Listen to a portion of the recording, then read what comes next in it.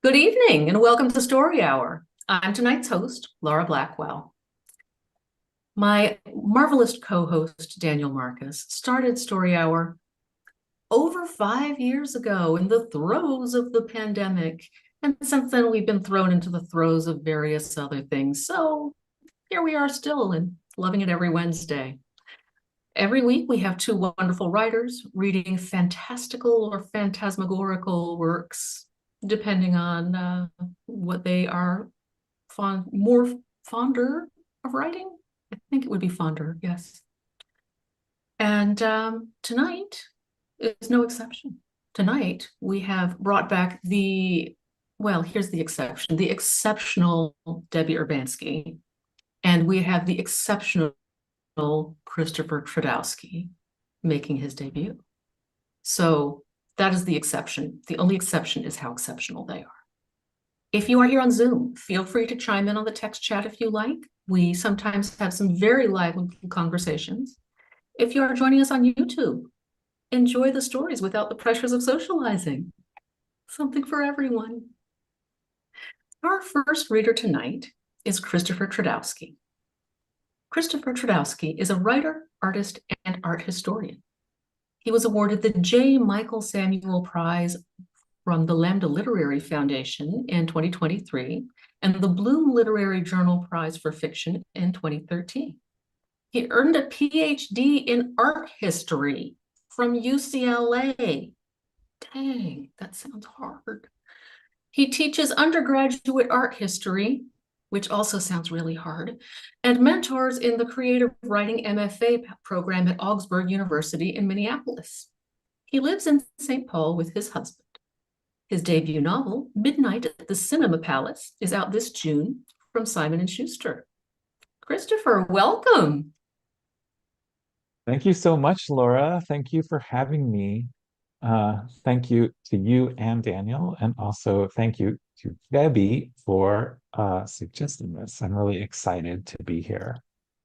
So I'm going to read two quite short stories.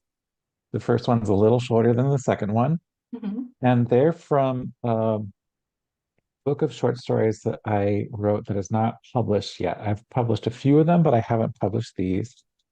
These are from a book of Lives of the Saints, but it's Lives of the Saints with a difference. They're really kind of like messed up Lives of the Saints. And some of them are actual Catholic saints, and some of them aren't at all, and some of them are completely made up. And so I had a lot of fun with telling these saint stories. Um, I will say, by way of content warning, they're bloody. The saint stories are bloody. There's some gore. There's like a massacre. There's beheadings. So be ready for There aren't a that. lot of easy, comfortable ways to become a saint, as I take it. No, no. That's one thing that is a constant motif in the manuscript. So I guess I'll launch in. Yes. What's the first one? The first one is called The 11,000 Versions. Oh, all right. Let's hear it. The 11,000 Versions. There are 11,000 versions of the legend of Saint Ursula, one for each of 11,000 virgins who followed her on her pilgrimage from Britain to Rome and halfway back. In one version, there was a first tier of 11 virgins, Ursula and her 10 sisters in chastity, a false dozen, short one apostle. In turn, each of these virgins gathered 1,000 virgins to her in a battalion. In one version, all the virgins were of homegrown British stock, British as roast beef and roses. In another, the maids were migrants, flocking to Ursula like homing pigeons from outposts as far-flung as Great Zimbabwe and Outer Mongolia. In one account, in response to Ursula's plea for company, an archangel descended carrying a mysterious tempietto with a powerful mechanism inside. The temple had two doors, and when Ursula went in one door, 11,000 Ursulas emerged from the other. In one version, the entire plot was an ingenious stall to stave off Ursula's ensuing marriage to the Prince of Anglia. In another, it was a masterful military campaign aimed to undermine the Roman Empire. The 11,000 maidens formed an army, armed not with swords, but with irresistible powers of persuasion. Everywhere the virgins walked, they converted pagans through their oceanic example of piety and humble beauty. Simple folks followed them unquestioningly, transfixed as one would follow an army of angels. In some tellings, Ursula was a sly adolescent. In others, she was a stalwart warrior, a Christian Athena, presaging Joan of Arc. In every case, there are ships, many ships for many virgins, 100 ships at least, 110 triremes bankrolled by the Prince of Anglia and built to Ursula's specifications, stocked with provisions for 100 virgins each, chaste, watertight, no men allowed, naves without naves, inverted churches, sails instead of crypts. In one version, Ursula captains her companions like ensigns at boot camp, rigorously training them to sail the ships themselves. In another, the 11,000 virgins pray on the ship's decks for 3 days until 110 angels descend in a pyramidal choir to steer the ships for them. In some versions, they sail south to Rome. It takes months. Or they are blown to Rome in a single day. In most cases, they take the long route, east to the Netherlands, sailing south on the Rhine to Cologne, Basel, traipsing through Bavaria and over the Alps on foot to Rome. There are 11,000 Romes. But in each of them, there is an anomalous pope named Cyriacus, whose name has since been blotted from the roster, who is so moved by the sight of the Virgin army that he abandons his post and follows them to Cologne.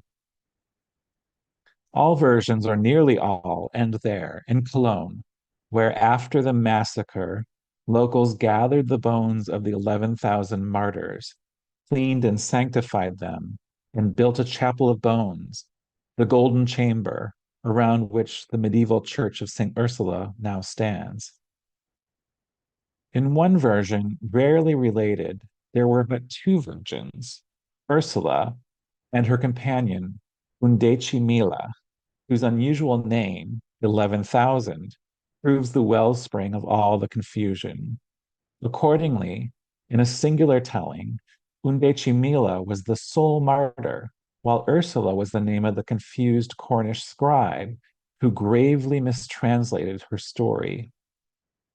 In yet another, the novice Ursula was a visionary who, spontaneously, and with no comprehension of physics, postulated the many worlds theory 10 centuries before it gained a faddish currency.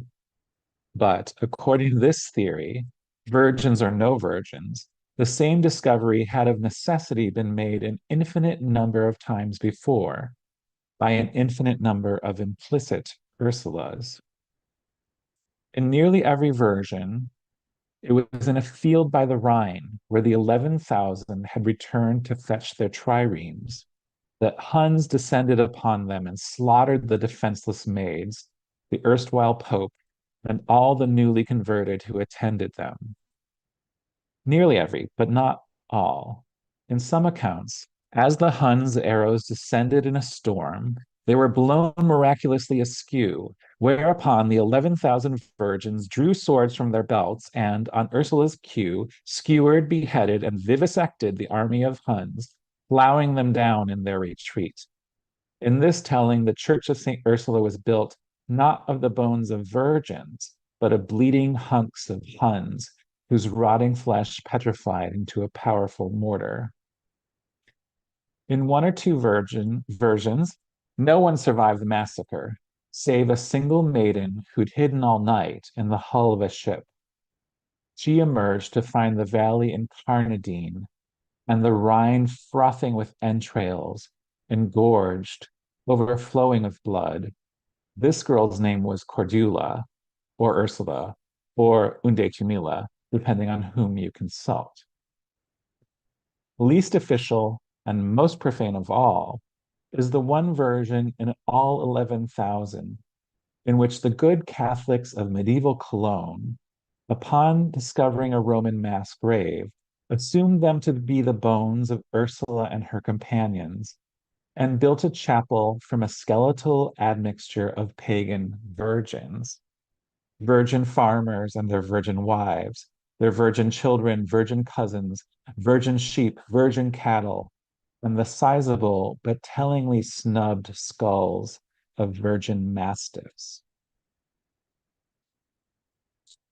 The end.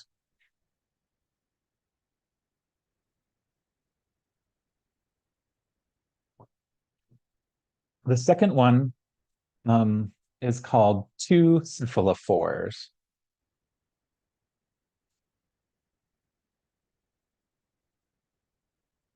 Most of the sacred martyrs wound up beheaded.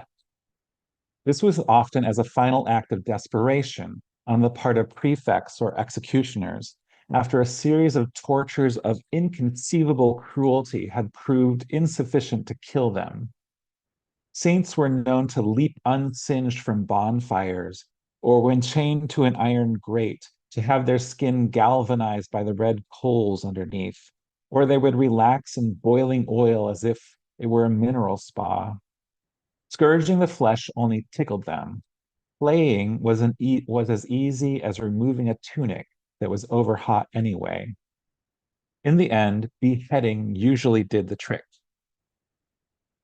But not always. The designation Cephalophore connotes the order of saints who, after being beheaded, reached down, picked up their heads, and carried on with what they had been doing, long enough to finish the psalm they were reciting, deliver homilies, give away all their belongings, take a pilgrimage on a camel's back, and so forth. Two famous cephalophores lived in France. Saint Denis was Bishop of Paris, and Saint Aphrodisius was Bishop of Béziers in Montpellier. At length, the two met one day, after years in which each had heard tell of the other's good works. Aphrodisius had traveled to Montmartre for a bishop's council. There they met in the chapel on a cloudless day in early summer. They hit it off immediately, discussing those challenges peculiar to bishops and cephalophores. What a relief it was to speak to another soul who carried his head low, at waist level. How refreshing to speak to an adult with having to constantly stare up into one's mitre. Together they strolled through Paris to the spot some miles away that Denis had chosen to house his tomb when the time came. They told of how they were beheaded, Denis by order of the emperor, with an imperial axe, and accompanied by the spontaneous anthems of seraphim. Aphrodisius, rather unceremoniously, by a wild mob of pagans.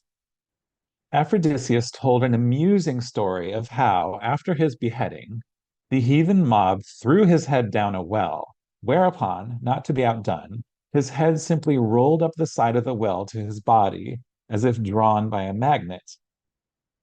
They lamented the difficulties in their predicament of keeping their cloaks over their shoulders and taking communion. When they arrived at the site, masons were already laying the foundations for Denis' tomb. But as he was feeling as energetic as ever, he seemed unsure when he would have need of it. In this solemn place, both were in a confessional mode, and Denis, feeling a profound intimacy with his new friend, opened up to him by saying, "Dear friend, I am so richly blessed. I am not one to complain, but to be perfectly frank, since our dissevering, my body seems to do what it wants, to go where it pleases, at the speed it pleases. I feel as if I am a rider on horseback, and my body is a stallion. And while I like to imagine I am in charge, I am not. I go where it leads me. It is sometimes thrilling, but it is exhausting. Hearing this, Aphrodisias exclaimed with great relief, saying, I feel as you do. While we were one, I had control over my corporeal form. It invariably did my bidding, but no longer. Now my body is so sluggish, I have to goad and goad it to get where I want to go. And if there is a couch nearby, it will settle and barely move all afternoon. And we are there for hours. It is relaxing, but often frustrating. They marveled that they had such similar but divergent experiences. Aphrodisias longed once in a while for a burst of somatic energy, while Denis dreamed of an afternoon of rest. It was then that they hit upon an ingenious solution, made possible by their predicament. They would trade bodies for a day or more, and each could experience the life of the other with a new body as a temporary tour guide. Aside from a friendly dispute, largely semantic, about what was in fact being traded, were their bodies exchanging heads or were their heads exchanging bodies? Both were thrilled at the plan. The trade was easily made. They decided to meet up again at Denis' tomb in exactly 3 days' time. And in the meantime, Saint Denis said, enjoy Paris. For Denis, which is to say his head, the next few days were blissfully slow paced. Everywhere his borrowed body carried him, they went calmly and methodically. Aphrodisias's body was a careful porter. They would often stop in a public square wherever a bench might be found, just to sit head in lap and watch people mill by. That evening and the next, they found a pleasant hillside vantage from which to take in the sunset in a leisurely manner. In the mornings after sleep, it was, in truth, very difficult to rouse the body again. A couple times, Denis thought the corpse had gone stiff. The game was up. Mais non, it was just slow. In the end, however, Denis did discover a disturbing trend. Aphrodisias's body liked to pose for as long as it might manage in the proximity of bakeries, patisseries, and cafes, so that Denis was forced to stare for hours at brown domed breads being pulled from brick ovens, puff pastry being piped with chantilly and then dotted with raspberries. At laymen and cafes, their digestive systems unmiraculously intact, gobbling up steak frite and gulping down wine and aperitifs. Of course, Denis realized this body is hungry. The body remembers hunger or remembers having been sated in a way it would never be again. And while Denis, in his mitred head, could also remember the desire for delicious flavors and crisp and unctuous textures, he felt it no more. Such desire was but the ghost of a ghost. It could not haunt him, though it haunted poor Aphrodisias's body. After 3 quiet days, they returned to the site of his tomb, Denis with a newfound sympathy for his own body and its hungers. For Aphrodisias, the next few days were a thrill and a shock. From the moment that Denis' body took his head firmly under the arm like a leather ball and began galloping through the streets at a maniacal speed, Aphrodisias immediately understood his friend's complete complaint. This body was like a wild stallion, somehow not yet tamed at so advanced an age, and now unbridled to run free in Paris as if it were the Thracian plain. Aphrodisias could barely control it and wondered how Denis had controlled it so well in his company, and even took to barking at it coarsely. Whoa now, steady boy, as he had the mule on which he had learned to ride. In the next few days, it became obvious that Denis' body was much happier in motion than at rest. But when they did come to stop for a while, it was always in the proximity of other hyperactive bodies, busy testing their limits. Aphrodisias was forced to witness a wrestling match between two gladiatorial louts. Then a thrilling race between skiffs along the Seine. Then a dogfight of such deplorable violence as he'd never seen, since his own beheading, that is. Whenever they passed a church or monastery, Aphrodisias would pray for help and try to steer them toward it. But as his only recourse was pleading and pestering, the monster took him where it would. In the evening, this meant burlesque shows, the follies, including a remarkable aerialist able to make a pretzel of herself while falling from swing to swing. In a way, Aphrodisias understood. Having lost its head, this body was all nerves, all visceral impulse seeking release. But the next night, any sympathy he felt was replaced with horror when they wound up in the halls of an ancient brothel, strung along by a vivacious madam completely unconcerned about her client's piecemeal appearance. They trotted through a torrid harem, then down into a cool catacomb, porch-lit, where a legion of nude bodies lay upon carpets, knotted in an ecstatic hermaphroditic mass. Aphrodisias wailed in disgust and prayed to be delivered from this den, but his voice was overwhelmed, squelched by cries of pleasure. To his great dismay, his headless porter was recognized by the company.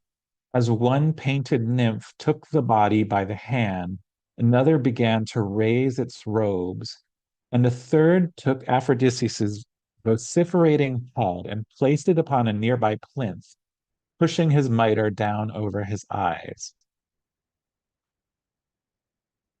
After a long 3 days, leisurely for one saint and harried for the other, Denis arrived at his future tomb at the designated time, awaiting his new friend with his old body. Perhaps he should not have been surprised when they did not arrive on time, or even after several hours as the sun was setting. Maybe he should have intuited that, miles away, Aphrodisias was still helplessly begging, cajoling, trying anything to get the wild torso with its freewheeling limbs to heed him. Perhaps he should have guessed Aphrodisias's fate. Cantering along the Seine in the evening, weary of the endless haranguing, the runaway body threw Aphrodisias's head into the shimmering river and scrambled off upon a blind path to find the brothel where the denizens barely looked askance at his unusual appearance. Thus it came to pass that Saint Denis, who would become patron saint of Paris after many more miracles and noble works, was buried in his own tomb with a body not his own. And as for his unfortunate friend, any Parisian will tell you, to this day, in the shadowed alleys behind bakeries and cafes, if you know to listen for it, it is not uncommon to hear the rolling of Saint Aphrodisias's unsinkable head, still searching for a body whose hunger it knows well. That's it. Well, those were the most delightful stories of martyrs I think I've ever heard. Although I I've just should been to admit, Paris recently. That was especially fun for me. Oh, Mm, good. but yeah, that was delightful. Now, you said that those are in a collection. I don't suppose you have a release date for that. I haven't sold it yet. I have Collections are 20, tough now. yeah, I have 26 of them. I actually wrote it before I wrote my novel. Mhm. And then I was able to sell the novel. So now I hope that I can sell this short story. But yeah, so I have 26 of them. I've published three of them or four of Oh, them. wow. So most of these have Um, never been seen before. yeah, including the two I just Wow. read. Well, I'm honored that Story Hour listeners, who are also readers, as you might imagine, are the first people to experience these stories. So thank you very much. And that's pretty exciting. Now, I was looking up your debut novel. I want to make sure I have the title correct, so I'm going to look at it like a rube. Midnight at the Cinema Palace. I have it with me. It's on my little Oh, it's Nice. beautiful. Midnight at the Cinema Palace, available now from Simon and Schuster. That's beautiful, actually. Great It cover. really is a I beautiful love book. I'm really thrilled with the cover. Yeah, I am too. I almost didn't see it as a book at first because I thought it was art behind you, But I don't have which is a great. bookcase nearby, so I had to put it on a music stand. Well, that often works better because the Mhm. bookcases are very busy and can be a little tough on video, but that's wonderful. Now, from what I read about Midnight at the Cinema Palace, it does not sound like it's related to the stories of the saints. No, no, it's totally different. Yeah. It sounds Um, really cool though. Yeah, it sounds wonderful. yeah. It's a love letter to San Francisco, and the movies and the 1990s. So it's basically kind of love letter to all of my favorite things, except for Saints, which I saved for the other book. Well, that's wonderful. I actually lived in San Francisco in a good portion of the 90s. So that's something I definitely need to take a You look are the at. target audience. What, me? That's exciting. Well, congratulations. It sounds delightful. And I now Thank a you so lot more much. people know that we like your writing. So that's never a bad thing. Although we will certainly be watching for that collection too. So it is our way at Story Hour to, between the writers, just take a moment to let the first story sink in and become part of us the way that stories do. And then ready ourselves for more. Everyone, that was Christopher Tradowsky, our Story Hour debut for tonight. And the returning writer, we're trying to think of something to call returning writers because I tend to say grizzled veterans, which isn't usually accurate. And Daniel tends to say repeat offenders, which I'm not sure is quite the right vibe for Story Hour, but I don't know. I don't know. But Debbie Urbanski has graced us with her presence before and is going to grace us with another story tonight. Debbie Urbanski is the author of the novel Afterworld. That's two words, Afterworld, which was a best book of the year for the San Francisco Chronicle, Engadget, the Los Angeles Times, Book List, and Strange Horizons, and the story collection Portal Mania, which I believe is also very recent. Her stories and essays have also been published in Best American Science Fiction and Fantasy, the Best American Experimental Writing, The Sun, FNSF, Lightspeed, Strange Horizons, Nature, and Granta.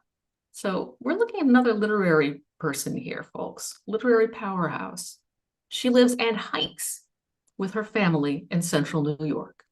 Debbie, welcome back. Thanks so much. Yeah, thanks for having me back. This is such a welcoming, lovely space for writers and listeners. So yeah, excited to be here. We're excited to have you. And Christopher, that was so lovely. I really enjoyed those. I grew up with among stories of the saints, so I'm always excited to hear Me too. variations of them. Yeah.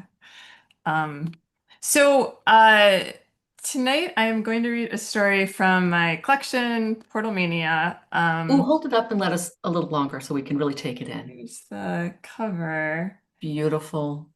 And I the love it. back has a hand on it because the person's going through the portal. Uh, Okay. Wow. Mind blown. so my editor and I thought it'd be fun to put a secret story in the collection. So I'm going to read the secret story. It's kind of hidden after the acknowledgments and the story notes, and we didn't put it in the table of contents. So we thought that would be a fun treat for anyone who actually reads the acknowledgments to find the story. An Easter egg, sort of. Yeah. And the story's called Coda in here. It was originally published under the name You. And let's see, content warnings. There's off-screen, there's a brief mention of off-screen abuse, but we don't see it. It's just reference. All right, so I will get started. Coda. Your father tells me he wants to turn your bedroom, the empty bedroom he calls it, as he has stopped talking about you and will not say your name, into a guest room. Except when was the last time anyone visited us here at the edge of the city? Perhaps your room should be a second-floor den, he suggests. There's too much light in that room for a den, I tell him. We gave you the brightest room in the house, you know. Then what should the room become, he asks. I was thinking we should leave it as it is, with the window open and the screen removed. That is a very bad idea, your father says. He insists the windows remain closed and locked, as if you are now unwelcome, a destructive force. Are you a destructive force? I love you as you are now, I told you, when the only difference I could see was a turquoise hue to your skin, to your forehead in particular, and your neck. Can you remember that I told you this? So what, you won't love me after I've changed? You asked, rubbing your hand, which was still a hand then. I didn't answer. The reason I didn't answer is I'm not sure love works like that. Love, not just my love, but anybody's, can't possibly apply to all the potential forms a person, even a daughter, might take. Can it? This is love's failure of vision, not mine. You used to look like me. Can you remember that too? Early on, I thought about wiping your memory. I might as well admit this to you now. I thought maybe if you stopped believing you were something else on the inside, then you wouldn't be sad anymore, and you wouldn't change. This was before your body began to transform. The only reason I didn't go through with the memory wipe was the cost, which was prohibitive. At one point, you left a guide for parents on my side of the bed. This was after that fringe scarf you always wore no longer hid the scales on your chest. There were too many for you to cover now. The guide was a list of do's and don'ts. The list of don'ts was substantially longer.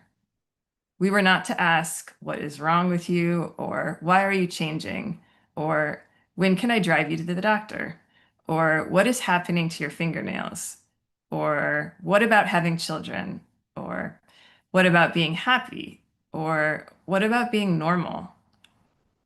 If you badger your changing child with such aggressive questioning, advised the guide, your child will flee into the trees and never be seen again. Your father and I asked you such questions anyway. We sat you down one afternoon in our spotless kitchen, which has always been your least favorite room of the house, and we asked you these questions and more. I thought it was our right as parents to ask. Your skin sparkling in the sunlight was distracting. Your answers were brief or vague, if you answered at all. I'll never want children, you said. Just you wait, I replied, thinking you surely would, later on, as I had. The next morning, you sprang away from me into the old silver maple in our yard. Up you climbed effortlessly, scattering the squirrels. I thought you might not come back down. I was lonely watching you climb higher into the tree, ignoring the branches that tore at your hair. Your father had left for a business trip.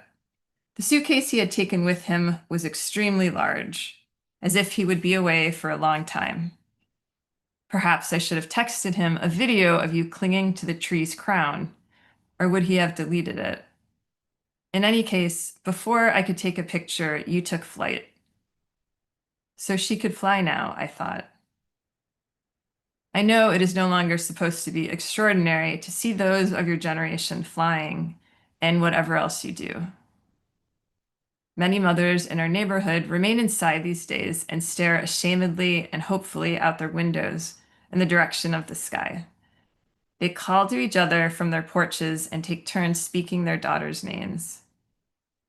You were beautiful when you flew, your sinuous veined wings extended for the first time, your blue-green skin trailing behind you.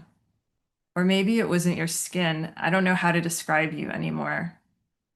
I'm told the younger generation is growing disinterested in maintaining a stable form.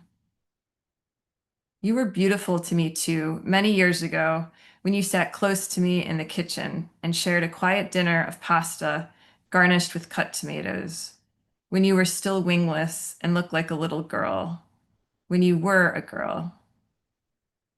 Couldn't there be something dazzling and worthwhile in such a simple memory, in its ordinariness and lack of fire and magic? You didn't need to grow wings to be beautiful. I was never a girl, you said to me, despite the photographs I stacked in front of you, my piles of proof. What were you then? I asked. I was something else, you said. But you didn't look like something else, I reminded you. You looked like a girl. You looked like my child. I was never your child, not really. I don't think all your answers to my questions were correct. In the old stories, the myths, your sort of transformation would have happened through a curse. You might have angered a god, and that god might have turned you into something else, some sort of animal, a swan or a cow. I would have preferred that. I could have learned how to care for a cow. People would have understood and pitied me, and you as well. Rarely have I heard any myths about a young woman choosing to turn into something unrecognizable all on her own. We were not in a need of a new type of story, you know. I burned the parents' guide in the fireplace in our family room while you were crouched in the tree. Then I considered wiping my own memory. But of course, we didn't have money for that either. I might have been able to change too, you know, in less dramatic ways at an earlier point in my life. But I did what was expected of me. There is something to be said for doing what is expected of us, for becoming what is expected. Another time, I saw you hunched behind the garage beside the compost pile, engaged in some repetitive action that I didn't understand, doing something with whatever replaced your hands. It looked as if you were digging. You were digging with frustration and urgency. I didn't know how to help, so I knelt beside you. Eventually, I dug with you. Can you remember this? That there was nothing buried in the soil. We found nothing. Then I reached out and touched a part of you, a leftover part of who you had been. I had always wanted a daughter. I used to think, as my daughter grows, I will have so much to share with her. I will teach her how to watch without sadness the afternoon light fade in the kitchen. I will teach her to apologize when it isn't her fault to keep the peace in the house, and how to rub away a child's growing pains in the dark, and how to make promises you always intended to keep, and the comfort that comes with knowing one's future for the rest of one's life. What could I teach you in your current state? What do you need to know that I could tell you? We did not have much to talk about, even in the beginning. Can you at least try to remember our silences as comfortable? I did my best to fill the silence between us with love. This is not about my love anymore, is it? This is not about you at all, you have said to me. But I am the one telling the story. Try to remember that. It's only fair that the person who is left behind gets to tell this story. This is a very different story, I know, than the one you would tell. You had begun to stand in front of the wall mirror in my bedroom without a shirt on. This was around the time you turned 12. The scales had not yet emerged, and your skin was not yet discolored. So I assumed, wrongly, that you were taking note of how puberty was affecting your body. I wanted to sit you down and tell you about the changes that were happening, so you would not fumble blindly into sexual maturity as I had. When I asked, "What do you know about how pregnancy happens?" you walked to the other side of the room. "It doesn't apply to me, Mom," you said from the doorway. "Oh, girls your age, they all say that sort of thing at first," I assured you. Several times I tried to restart the conversation, but you refused to engage with me. You wanted to talk instead about what you saw when you looked in the mirror. You said you saw 2 wings extending from your upper back. You asked what I saw when I looked at myself in the mirror. Did I have wings? I did not have wings. You asked, do you see my wings? I did not see yours, though at times I thought I could feel them. I wonder if I didn't make my life appear fascinating enough for you. If your changes were a reaction to what you presumed was stifling boredom on my part. If you assumed, because I wanted you to have my life, that this was the only kind of life available. Should I have been more upbeat about the duties of a mother? Should I have worn more festive clothing, more gold necklaces? Should your father and I have gone after each other in a corner of the kitchen? Let's look like who we really are. Let's stop pretending, you told me early on, before I understood what was happening. You're pretending? I asked. Aren't you? You said. Throughout my life, I never expected to turn into anything else, to be transformed. You. It started internally like a distancing. It was not unpleasant. Me. So it was pleasant. You. I didn't mind it. Me. You should have minded it. Here is a worry. When you are fully changed and there is nothing of me left in you, how will I pick you out from the flock of others swarming in the trees? The sky right now is quiet without you in it. We threw you a party with sliced oranges and alcoholic punch for the parents, and platters of whatever you were eating then for you and your friends. I didn't want to host such a celebration, but I did, because the other mothers were doing the same for their daughters. A hastily improvised rite of passage. It was expected, and you had told me you wanted a party. Some of your friends were farther along than you. They perched on a roof and screeched and called out. Others flaunted their changes like velvety capes. So many yellow irised eyes, so many scaly underbellies and diaphanous wings. And you nibbling at a black walnut that you held between your elongated fingertips. Thank you, you whispered, before your party ended. Not smiling, but not running away either. Your breath earthy and bitter. I am telling you all this because I don't think you remember. If you remembered, I think you at least would look in my direction from time to time. I think you believe you were born the way you are now, 1,000 feet above me. Try to remember. In the evenings, I have begun walking around the neighborhood, along the border of the scrawny woods, the same path you and I used to take together when you were a child, over the creek and back again. Now, with all the young people flapping above and the women my age trembling below, our hands dirty and nails ragged as if we have been digging, I don't often recognize where I am. I know what you would say. Not all losses are sad. Some things we are meant to lose. I want to be understood, you said. That might not be possible, I told you. I am telling you all this so you will know that once you lived on the ground and slept in a yellow canopy bed. The canopy had ruffles around the edge. It was a childish bed, and you always seemed too old for it. You had a father, and you had me. I watched you one morning in the yard, flapping your translucent wings, which reflected the rising sun. They looked as if they were made of glass, as if they might break if I tapped them. I didn't come out of the house. I stayed inside, not wanting to startle you. There was a fluidity, a calmness in your movements, and a certainty. As your wings swept harder, you lifted off the ground, then higher and higher until you joined one of the flocks that throbbed and twisted in the air. I wanted to see your face, but you were turned toward the neighbor's yard, and then you became too small for me to see.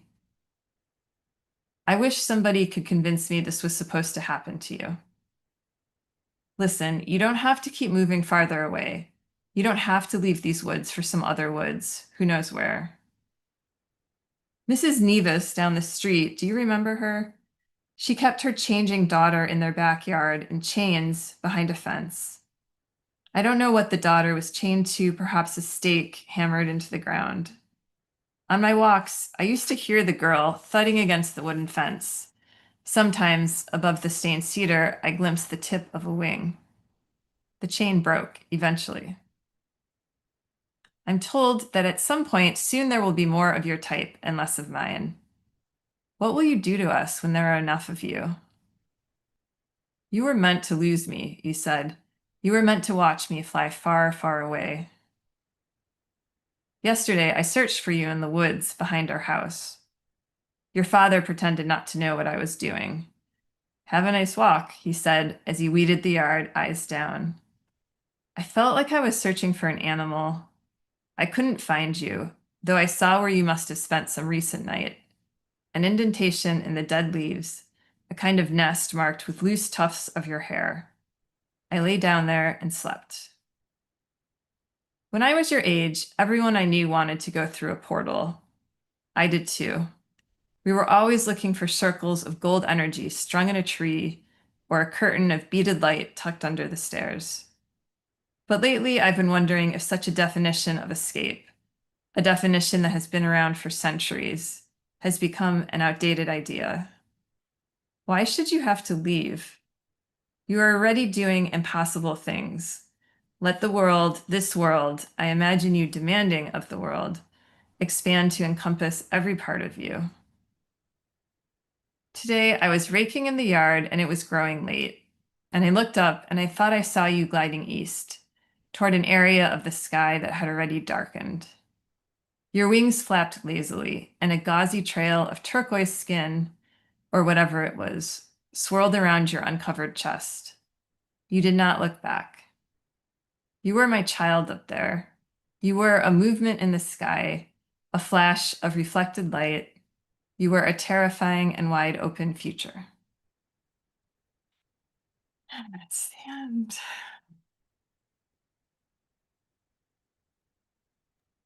I forgot to mention, I wrote that for my daughter too.